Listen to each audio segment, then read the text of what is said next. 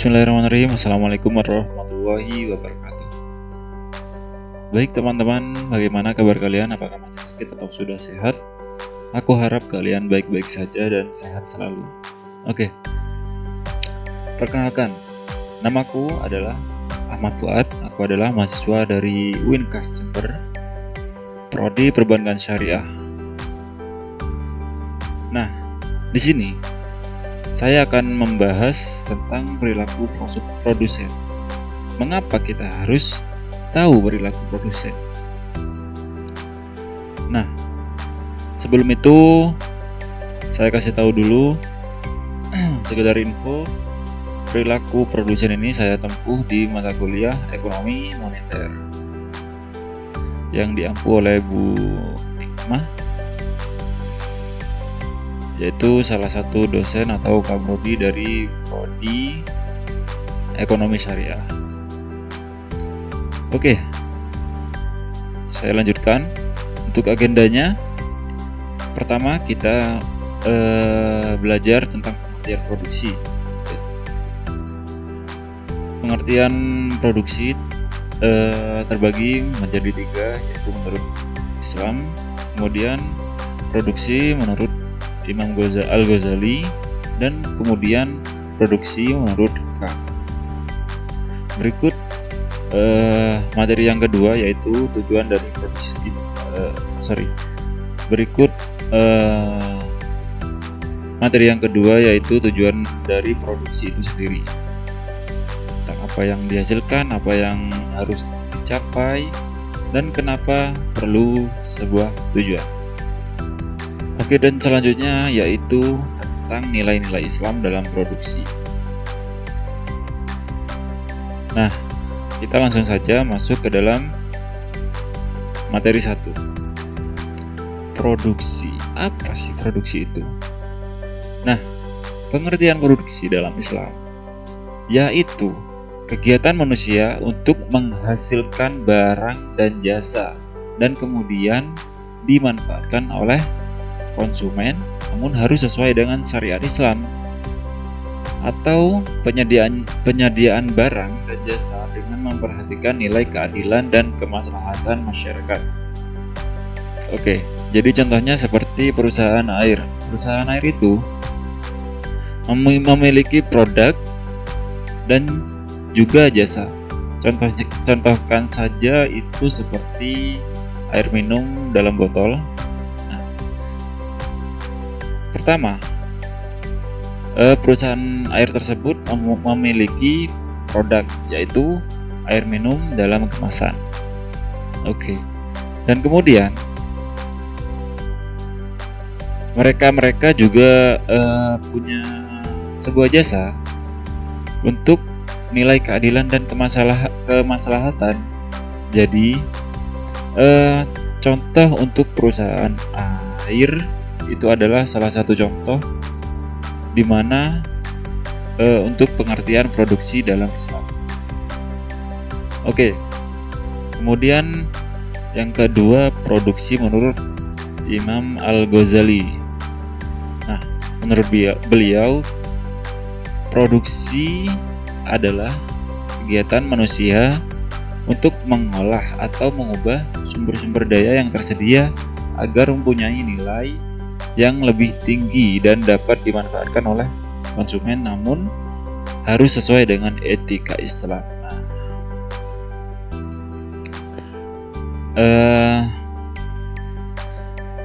Ini contohnya itu seperti pabrik mebel atau mebel ya, kita sebut mebel ya. Nah, dari mebel itu sendiri, kegiatan manusia itu mengolah kayu yang awalnya dari kayu diolah menjadi sebuah kursi misalkan, atau sebuah meja. Nah, dari sumber-sumber tersebut itu kita dapat nilai yang lebih tinggi dan dapat dimanfaatkan oleh masyarakat atau orang-orang yang, maksud saya, dapat dimanfaatkan oleh konsumen itu sendiri. Nah, jadi dari kayu jadi meja atau kursi atau lemari atau mungkin jadi sebuah ranjang tidur, bisa jadi, atau menjadi meja belajar kalian. Nah, itu menurut Imam Al-Ghazali, yaitu mengolah sumber-sumber daya yang tersedia agar mempunyai sebuah nilai yang tinggi dan dapat dimanfaatkan. Oke, saya rasa kalian paham dari sini. Kemudian, untuk pengertian produksi menurut KAF. Nah, menurut KAF itu sendiri, kegiatan berbagai usaha manusia untuk memperbaiki tidak hanya kondisi fisik materialnya, tapi juga moralitas sebagai sarana untuk mencapai tujuan hidup sebagaimana digariskan dalam agama, yaitu kebahagiaan dunia dan akhirat. Nah, contohnya itu seperti perusahaan buku. Perusahaan buku sudah jelas, misalkan kita mempunyai pabrik buku ya. Kita itu merupakan usaha, dan untuk memperbaiki tidak hanya kondisi fisik materialnya, tapi juga moralitas. Nah, usaha kita itu mempunyai moralitas sebagai sarana untuk mencapai tujuan hidup. Nah, kita mempunyai buku nih, kita produksi buku, kita jual buku, kita dapat buku yang berpendidikan maksudnya ya, sebagai sarana. Nah, itu jadi sarana seperti itu. Nah, tujuannya apa? Untuk berbagi ilmu. Jadi kan dari buku itu buku itu mengandung ilmu dan bermanfaat bagi yang membacanya atau menyebarkannya. Oke. Kita dapat dari manfaat tersebut kita mendapatkan sebuah kebahagiaan di dunia dan di akhirat. Oke, masuk ke materi yang kedua, yaitu tujuan produksi dalam ekonomi Islam. Tujuan produksi dalam ekonomi Islam. Tujuannya apa sih dari produksi itu sendiri? Nah, tujuannya yaitu seorang konsumen dalam mengonsumsi barang dan jasa dalam perspektif ekonomi. Nah, jadi tujuannya itu kita nyari seorang atau konsumen kita yang mengonsumsi atau membutuhkan barang atau jasa yang kita produksi. Jadi seperti itu. Untuk tujuan yang lebih spesifiknya, yaitu untuk meningkatkan kemaslahatan yang bisa diwujudkan dalam berbagai bentuk, seperti pemenuhan kebutuhan manusia pada tingkatan moderat. Maksudnya yaitu misalkan kita butuh sebuah buku, kita bisa membelinya. Jadi kita bisa kebutuhan kita terpenuhi. Jadi seperti itu. Kemudian yang kedua, untuk tujuannya itu menemukan kebutuhan masyarakat dan pemenuhannya. Tidak jauh berbeda dari yang poin pertama. Kita menemukan kebutuhan masyarakat itu sendiri untuk dipenuhinya. Dan yang poin ketiga yaitu menyiapkan persediaan barang atau jasa di masa depan. Jadi jika produksi kita bermanfaat, nanti kita akan berkembang seperti contohnya itu seperti handphone. Handphone dulu kan belum ada gambarnya ya, belum ada kamera. Nah, jadi kita bisa menyiapkan hal-hal seperti itu dari tujuan kita itu sendiri. Dan kemudian pemenuhan sarana bagi kegiatan sosial dan ibadah kepada Allah. Nah, selain dari memenuhi kebutuhan manusia, kita juga dapat manfaat dan pahala jika kita membantu orang Kurang lebih seperti itu. Nah, kita masuk ke materi yang ketiga, nilai-nilai Islam dalam produksi. Nilai-nilai Islam yang relevan dengan produksi dikembangkan dari 3 nilai utama, yaitu ekonomi Islam,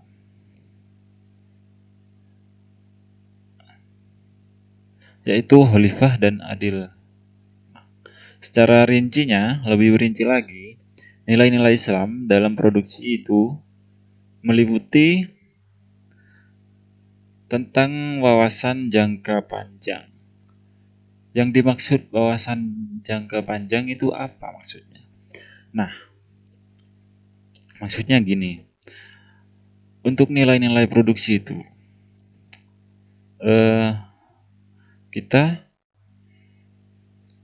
tidak selalu, misalkan gini, kita memproduksi ini harus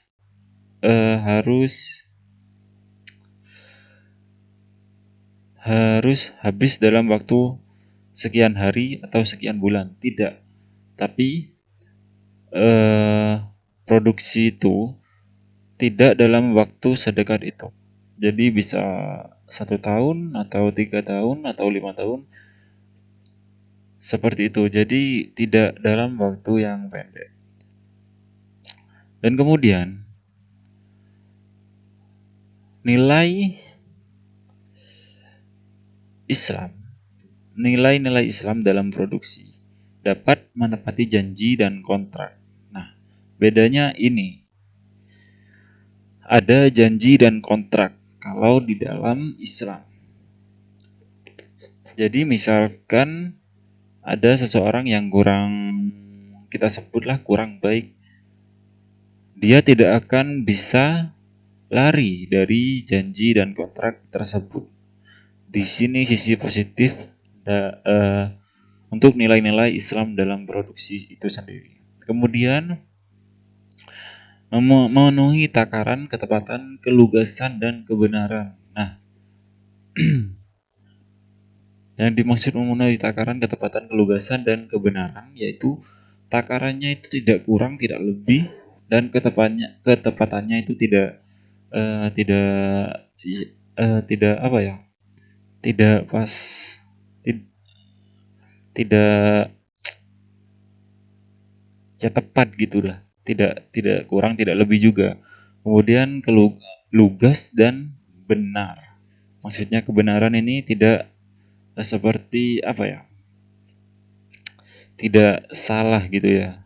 Dan kemudian di poin yang keempat, berpegang teguh pada kedisiplinan dan dinamis. Di poin yang kelima, memuliakan prestasi atau produktivitas, mendorong ukhuwah antar sesama pelaku ekonomi. Nah, jadi di poin yang kelima ini memuliakan prestasi ya. Jadi misalkan kita pun berprestasi, kita saling menghargai gitu. Kita sama-sama harus saling menghargai dan kita beri semangat antar sama pelaku ekonomi, seperti itu. Bukan maksudnya yang tidak berprestasi tidak disupport ya, bukan. Maksudnya ya seperti itulah. Kemudian menghormati hak milik individu. Nah, jadi dalam nilai Islam ini, nilai Islam dalam produksi, menghormati hak milik individu. Kadang kan ada yang ngaku-ngaku gitu kan. Jadi dalam Islam itu saling dihormati seperti itu. Kemudian mengikuti syarat sah dan rukun akad. Nah, jadi yang belum tahu nilai-nilai Islam dalam produksi itu,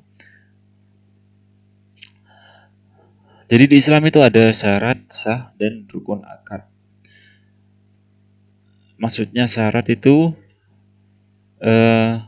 hal-hal yang harus dilengkapi atau dipenuhi, dan rukun akad itu tidak boleh diganggu gugat. Jadi misalkan sudah sah, tidak bisa diganggu gugat, seperti itu.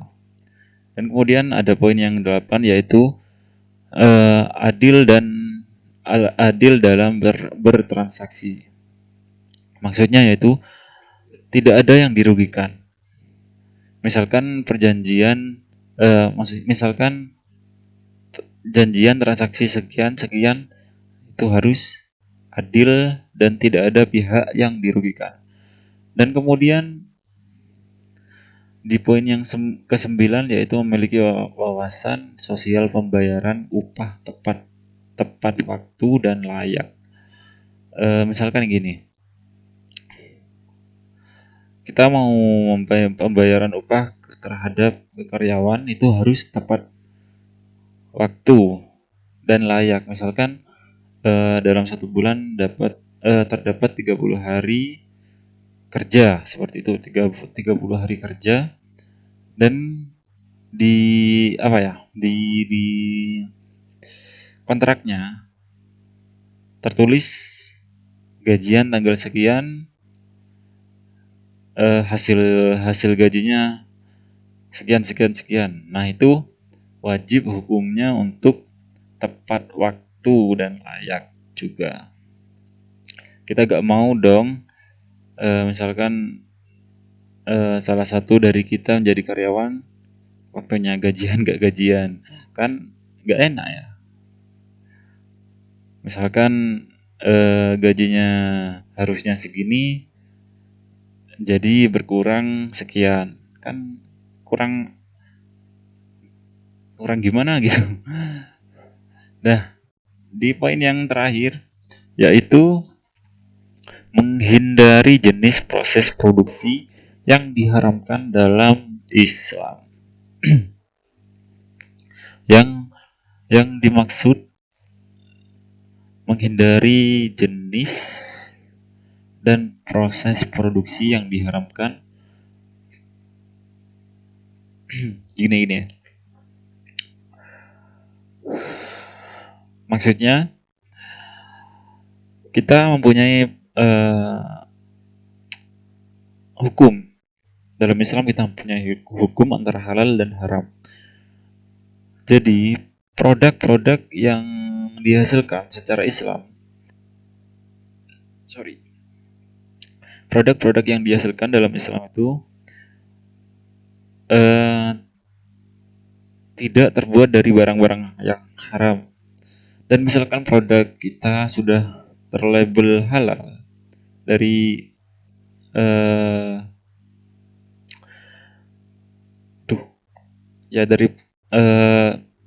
terlabel halal gitulah ya. Misalkan produk kita terlabel halal, itu pasti pas dites halalnya itu tidak terkontaminasi barang-barang yang haram. Misalkan dari minyak babi atau dari bahan-bahan yang haram seperti air liur anjing, seperti itu. Itu tidak akan lolos dari tes kehalalan produk itu sendiri. Nah, jadi Islam itu menghindari bahan-bahan produk yang seperti itu. Jadi prosesnya harus diawasi dan dilabeli halal seperti itu. Nah, jadi kurang lebih presentasi saya untuk perilaku produsen sekian dulu, kurang lebihnya saya mohon maaf.